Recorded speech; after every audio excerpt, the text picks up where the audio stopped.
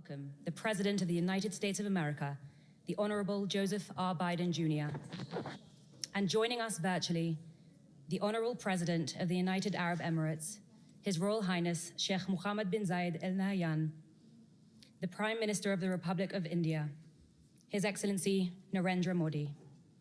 We will begin today's I2U2 summit with opening statements from each of the distinguished leaders, followed by closed dialogue. It is my honor to invite the Honorable President of the United Arab Emirates, His Royal Highness Sheikh Mohammed bin Zayed Al Nahyan, to deliver his opening statement.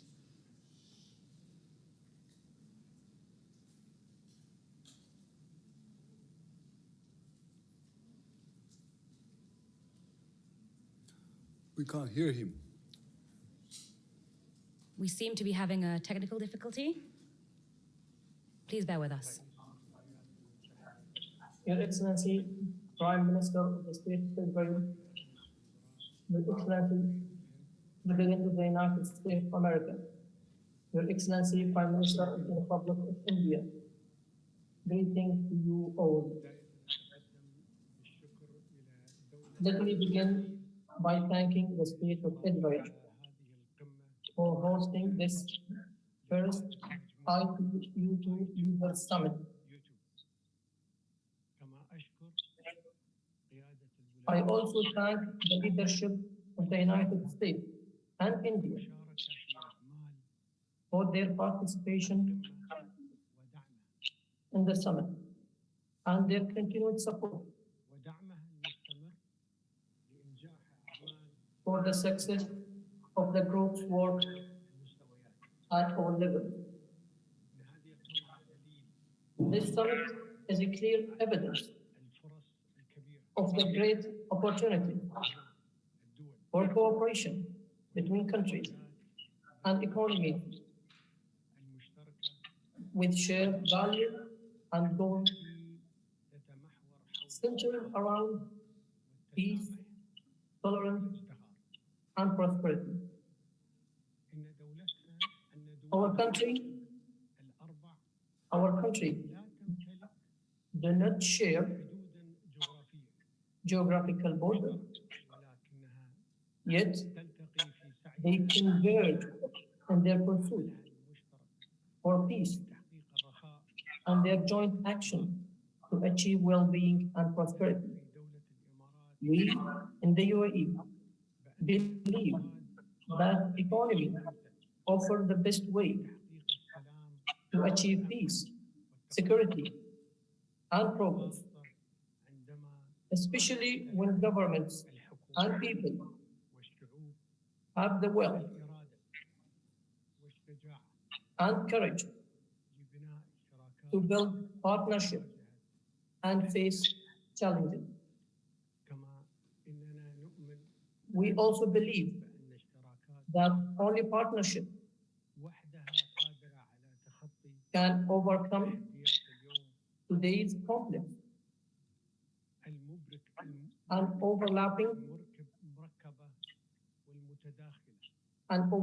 challenges, the most important of which are food and energy security, climate change, and healthcare.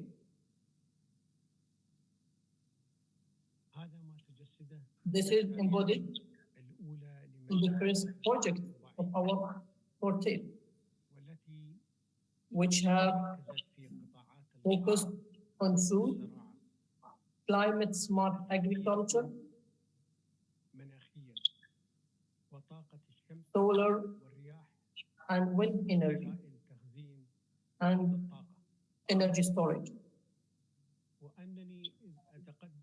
As I extend my appreciation to the leader of the group and the technical team of the four countries for what has been achieved. I would like to emphasize the importance of giving priority during the coming period to research and development healthcare, and space. كما أدعو إلى البناء I على also call for building on the strength تمتلكها that كل دولة each of our country possesses في هذه in these القطاع. sectors. أعزائي القادة، Dear leader, أتطلع اليوم I look forward today قمة مثمرة to a fruitful summit وإلى العمل معكم and subsequently to مجموعة work with you within the I2U2 group على المستوى الثنائي at the bilateral level منصات and within other international platforms, وأهمها قمة the most, مجموعة the العشرين most important of which are the G20 summit الأطراف and the conference of the party التي ستستضيف دولة الإمارات that the UAE will host at في its دورة 28th session 28 next year. خلال العام المقبل. كما أتمنى I also hope مجموعتنا that our protect نموذجا will be a model لتربية السلام for those who desire peace and prosperity ودليلا على الفرص and will provide الضائعة evidence for the great opportunities lost تخلفها through conflicts ويبددها and squandered by blind دعم extremism على حساب الشعوب at the expense المتطلعة of people eager للحياة. to live a good life. شكرا. Thank you. Thank you, President. It is my honor to invite the Prime Minister of the State of Israel, His Excellency Yair Lapid, to deliver his opening statement. Thank you. The Honorable President of the United States, Joe Biden, the Honorable President of the United Arab Emirates, His Royal Highness Sheikh Mohammed bin Zayed Al Nahyan, the Honorable Prime Minister of India, Narendra Modi. Friends, this group was born several months ago during a dinner at the home of the UAE ambassador in Washington, D.C. We sat around the table and spoke about how, after we get control over the pandemic, anyone trying to go back to how things used to be would fail. Anyone who understands that we live in a new world with new challenges would succeed and flourish.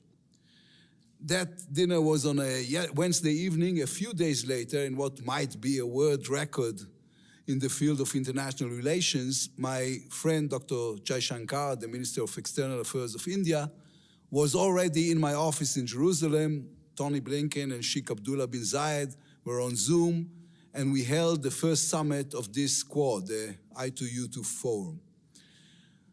Our starting point was that in the new world we live in, we need to improve our ability to cooperate quickly, to make the most of our comparative advantages, to put the right advanced tech together with the right resources.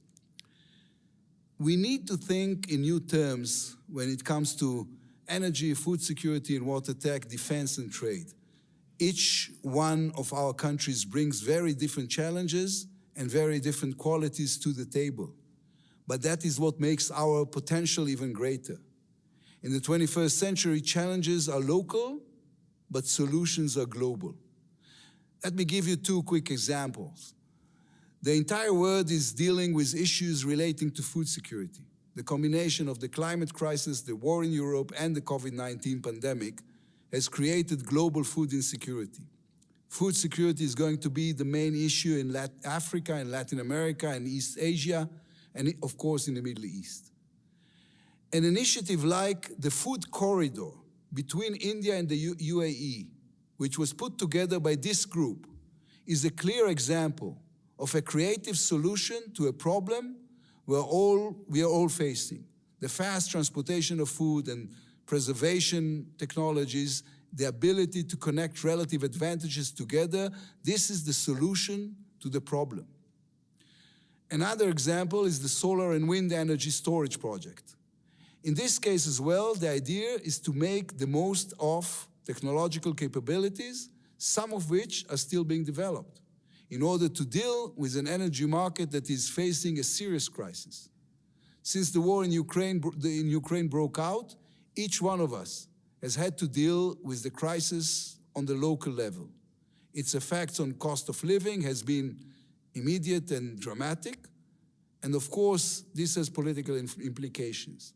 Real solutions will only come through cooperation between countries that know how to put together brainpower, knowledge, and resources on the same table. I would like to emphasize, this is not a philanthropic group. We want to change the world for the better, but we are also creating relative advantages for our countries, for our businesses, for our science sector. In both projects that I mentioned, lists of local companies and relevant technologies have already been shared. Our goal is for the private market to be a full partner in this initiative. This group is interesting because we are 4 very different countries, but when we started talking, it became clear we all want the same things. For our children to be warm in the winter, for them to have food on the table and clean water from the tap, for them to enjoy a quality education and advanced healthcare and transportation infrastructure. We also want to reduce the damage our generation inflicted on climate and the environment. These are big challenges. No single country, no matter how big or how rich, can deal with them alone. On the other hand, I also believe, and this is part of the idea behind this meeting, that groups that are too big may end up being ineffective. This Quad is, in my view, the correct model. Our advantages are clear to one another, and so are all our needs. We can create enough flexibility and a mechanism that can make fast and smart decisions.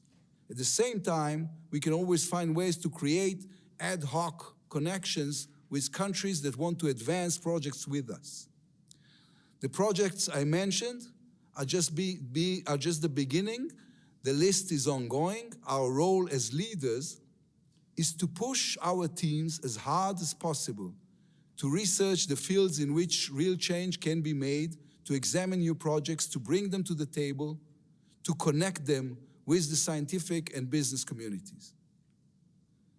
The world is watching this meeting.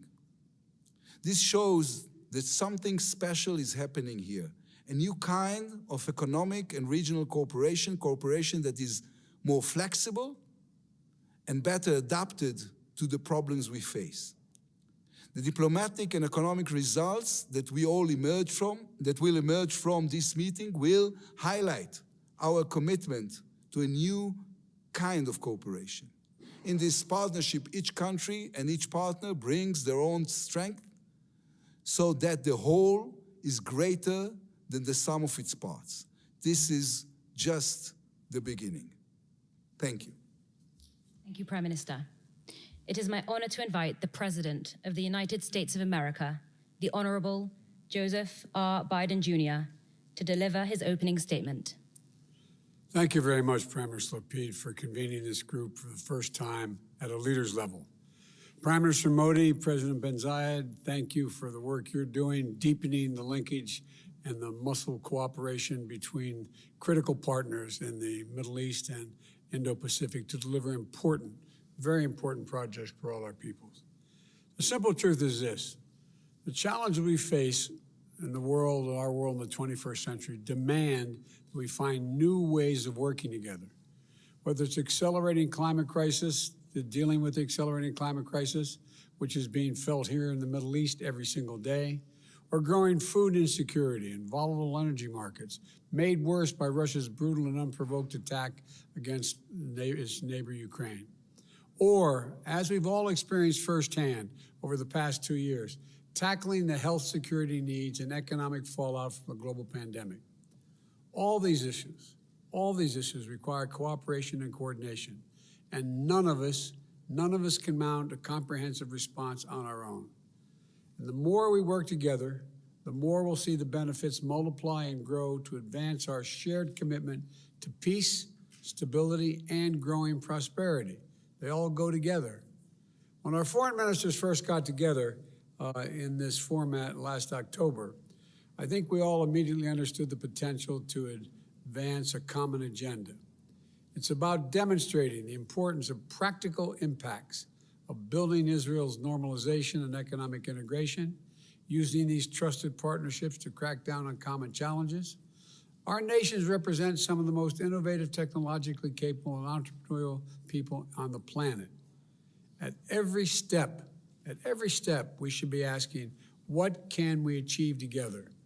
The first two projects that we're tackling together on food security and clean energy are designed to take on two of the most urgent crises affecting people around the globe. Food insecurity.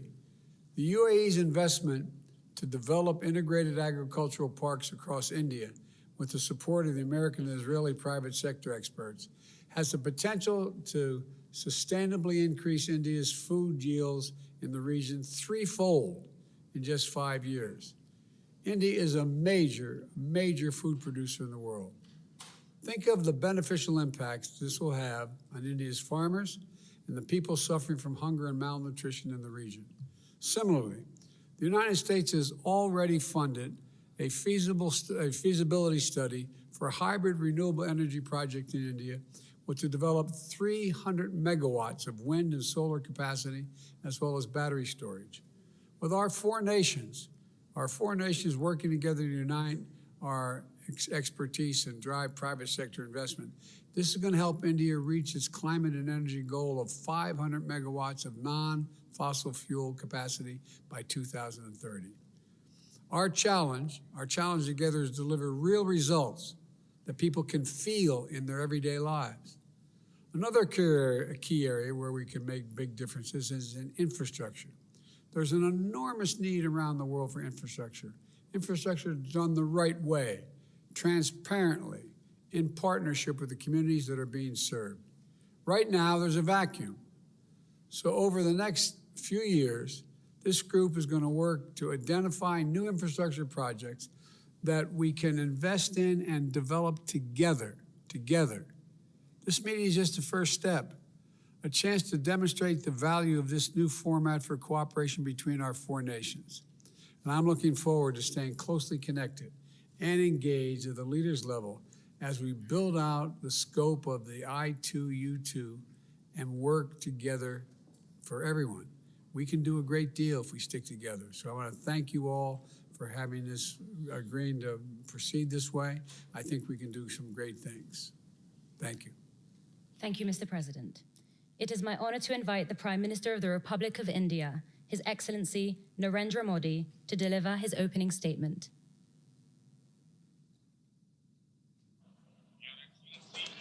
Your Excellency, Prime Minister Lapid, Your Highness, Sheikh Mohammed bin Zayed Al Nahyan, Your Excellency, President Biden, first of all, my warmest congratulations and best wishes to Prime Minister Lapid on assuming the office of Prime Minister. My heartfelt thanks to him as well for hosting today's summit. This truly is a meeting of strategic partners. We are all good friends as well, and there are a lot of similarities in our approach and in our interests. Excellencies, Your Highness, the I2U2 has established a positive agenda from its very first summit today. We have identified joint projects in several areas and have also made a roadmap to take them forward. Under the I2U2 framework, we have agreed to increase joint investment in 6 important areas: water, energy, transport, space, health, and food security. It is clear that both the vision and agenda of I2U2 are progressive and practical. We can give an impetus to our agenda by mobilizing the mutual strengths of our countries, that is capital, expertise, and markets, and we can make an important contribution contribution in this way to the global economy. In the midst of increasing global uncertainties, our cooperative framework is also a good model for practical cooperation. I am sure that with the I2U2, we will make an important contribution at a global level in the areas of energy security, food security, and economic growth. Thank you. Thank you to the distinguished leaders. We will now continue to the closed dialogue between the leaders. The live broadcast will end here. Thank you to the press. Please kindly make your way out.